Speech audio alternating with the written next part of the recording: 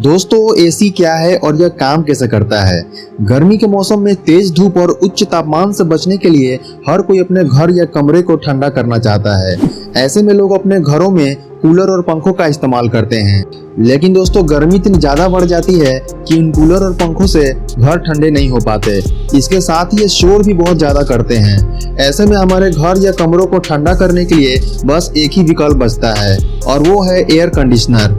लेकिन दोस्तों एसी को लेकर हमारे मन में कई तरह के सवाल चलते रहते हैं, जैसे कि एसी काम कैसे करता है, क्या एसी हमारे सेहत के लिए सही है, एसी के नुकसान और फायदे क्या क्या हैं, हमें कौन सा एसी लेना चाहिए और एसी के कितने प्रकार होते हैं। तो दोस्तों इन्हीं सब सवालों के जवाब हम आज आपको इस वीडियो में देने की कोशिश करेंगे, जहां आप एसी क्या है और यह काम कैसे करता है के साथ साथ एसी से जुड़ी सभी जानकारियों के बारे में जानेंगे। तो चलिए इस वीडियो को बिना किसी देरी के शुरू करते हैं। दोस्तों एयर कंडीशनर, जिसे हिंदी में वातानुकूलक भी कहा जाता है, यह एक ऐसा डिवाइस है जिसका इस्तेमाल किसी बंद स्थान जैसे घर, कमरे, ऑफिस जैसे जगहों पर मौजूद गर्मी को दूर करके टेम्परेचर को मिनिमाइज करने के लिए किया जाता है। आप जानते हैं कि एयर कंडीशनर कैसे काम करता है। दोस्तों एयर कंडीशनर हवा के तापमान को कम करने के लिए वेपर कंप्रेशन साइकिल यानी कि वाष्प संपीड़न चक्र के थ्योरी पे काम करता है। एयर कंडीशनर में एक केमिकल का इस्तेमाल होता है जिसे कि रेफ्रिजरेंट कहा जाता है। दोस्तों यह रेफ्रिजरेंट गैस से लिक्विड फॉर्म में और लिक्विड से गैसियस फॉर्म में बदलता रहता है और इसके साथ साथ कमरे के अंदर की हीट को बाहर निकालने का भी काम करता है। इस पूरी प्रक्रिया के लिए 3 मुख्य पार्ट्स का इस्तेमाल किया जाता है। पहला इवेपोरेटर, दूसरा कंप्रेसर और तीसरा कंडेंसर। दोस्तों पहले आते हैं इवेपोरेटर की ओर। यह एक इंडोर यूनिट है जिसमें इवेपोरेटर कॉइल से ठंडी हवा को सर्कुलेट करने के लिए एक पंखे का इस्तेमाल किया जाता है। इवेपोरेटर कॉइल्स में रेफ्रिजरेंट लिक्विड फॉर्म में ट्रैवल करता है और गैस में तब्दील होकर गर्मी और नमी को सोखता है। हवा से गर्मी और नमी को सोखने के बाद ठंडी हो चुकी हवा को पंखा वापस अंदर की ओर भेज देता है। अब दोस्तों आते हैं कंप्रेसर की तरफ। कंप्रेसर एक पंप होता है जो कि अंदर की हवा को ठंडा करने के लिए रेफ्रिजरेंट को इवेपोरेटर और कंडेंसर के बीच मूव करता है। यह इवेपोरेटर से निकलने वाली रेफ्रिजरेंट गैस को कंप्रेस कर उसका तापमान बढ़ा देता है। अब एसी का कंडेंसर। कंडेंसर में लगी हॉट कॉइल्स रेफ्रिजरेंट से गर्म यानी कि हीट को लेती है और उसे बाहर हवा में छोड़ती है। इसके साथ ही कंडेंसर रेफ्रिजरेंट गैस को फिर से तरल में बदलता है और वापस इवेपोरेटर कॉइल्स में भेज देता है। दोस्तों अब जान लेते हैं एसी में इस्तेमाल होने वाले अन्य पार्ट्स, जैसे कि थर्मोस्टेट। यह एक ऐसा कंट्रोल सिस्टम है जो कि एसी से निकलने वाली ठंडी हवा की मात्रा को नियंत्रित करता है। दोस्तों एग्जाम्पल के लिए आप अंदर का तापमान 30 डिग्री सेल्सियस रखना चाहते हैं। जब थर्मोस्टेट को लगता है कि तापमान 30 डिग्री सेल्सियस से अधिक हो रहा है तो वह एयर कंडीशनर को चालू कर देगा, और जब थर्मोस्टेट को लगेगा कि तापमान 30 डिग्री सेल्सियस से कम हो रहा है तो वो एयर कंडीशनर को बंद कर देगा। दोस्तों हमारा अगला पार्ट्स जो आता है वो है एक्सपेंशन वाल्व। इसका काम इवेपोरेटर में प्रवेश होने वाले लिक्विड रेफ्रिजरेंट की मात्रा को नियंत्रित करना होता है। यह एक एसी का जटिल पार्ट है जिसे प्रत्येक कुछ महीनों में एक प्रोफेशनल के द्वारा नियमित रूप से जांच करते रहना जरूरी होता है। दोस्तों अब आते हैं फिल्टर की ओर। एसी में लगे फिल्टर का काम इवेपोरेटर में प्रवेश करने वाली हवा को टाइनी डस्ट और एयर ब्रोन पार्टिकल्स को अलग अलग करना होता है। अब आपको थोड़ा बहुत समझ में तो आ ही गया होगा कि एसी काम कैसे करता है। अब दोस्तों एसी के टाइप्स के बारे में भी जान लेते हैं। वे हैं central air conditioner, window air conditioner, portable air conditioner, through the wall air conditioner, ductless split system air conditioner, package terminal air conditioner, hybrid या dual fuel air conditioner, geothermal air conditioning system.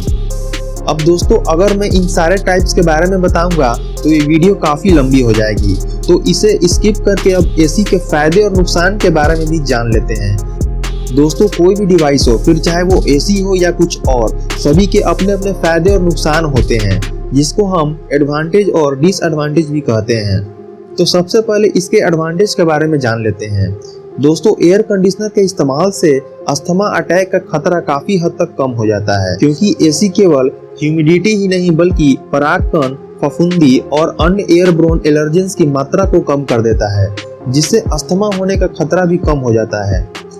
AC के इस्तेमाल से हम अच्छी नींद ले सकते हैं, क्योंकि एसी के मुकाबले कूलर और फैन अधिक शोर करते हैं और ज्यादा गर्मी में कमरे को ठीक से ठंडे भी नहीं कर पाते। चूंकि एसी में किसी तरह का नॉइज नहीं होता है और ठंडे वातावरण के साथ एक हमें अच्छी नींद मिलती है। दोस्तों, इसके साथ साथ एसी इलेक्ट्रॉनिक गैजेट्स को ओवर हीटिंग से बचाता है। गर्मी के दिनों में इलेक्ट्रिक अप्लायंसेस भी गर्म हो जाते हैं। इसमें सबसे ज्यादा कॉमन है हमारा स्मार्टफोन। गर्मियों में स्मार्टफोन चार्ज करते वक्त बहुत ज्यादा हीट होते हैं जिन्हें हम महसूस नहीं कर पाते। ऐसे में इलेक्ट्रॉनिक सर्किट में सीरियस डैमेज हो सकता है जिससे डेटा खोने और इसकी बैटरी की लाइफ कम होने जैसी समस्या उत्पन्न होने लगती है। अब दोस्तों, एयर कंडीशनर के इस्तेमाल से वर्क परफॉर्मेंस भी बढ़ती है क्योंकि गर्मी अधिक होने पर पसीने की वजह से हम अनकंफर्टेबल महसूस करने लगते हैं। एसी इस समस्या को दूर करता है। अगर हम अपने ऑफिस या काम वाले स्थान पर एयर कंडीशनर का उपयोग करते हैं तो हम अच्छे से अपने काम पर फोकस कर पाते हैं। दोस्तों, इसके साथ साथ डिहाइड्रेशन का खतरा भी कम हो जाता है। कम तापमान में पसीना कम आता है और शरीर में पानी की कमी नहीं होती है। गर्मियों में डिहाइड्रेशन से बचाव रखना बहुत जरूरी होता है क्योंकि डिहाइड्रेशन होने पर बाल झड़ना, आंखों के नीचे काले घेरे, सरदर्द जैसी समस्या उत्पन्न होने लगती है। लू लगने यानी कि हीट स्ट्रोक का खतरा भी कम हो जाता है। दोस्तों, क्या आपको पता है कि लू की समस्या से हर साल सैकड़ों मौतें होती है, लेकिन एसी के इस्तेमाल करके हीट संबंधित समस्याओं को कम किया जा सकता है और लू से होने वाली मौतों को रिड्यूस किया जा सकता है। एसी का इस्तेमाल करने से नॉइज बिल्कुल न के बराबर होता है।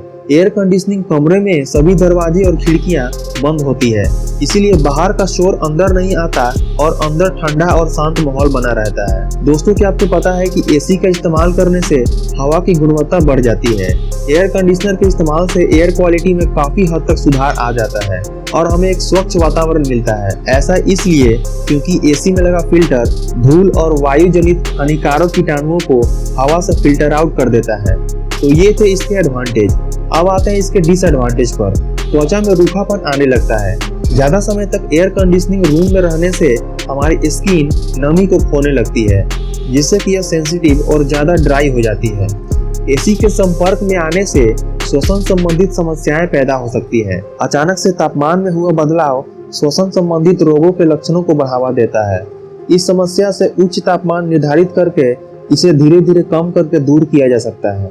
इसके साथ साथ दोस्तों, रेस्पिरेटरी सिस्टम में संक्रमण और एलर्जी उत्पन्न हो सकती है।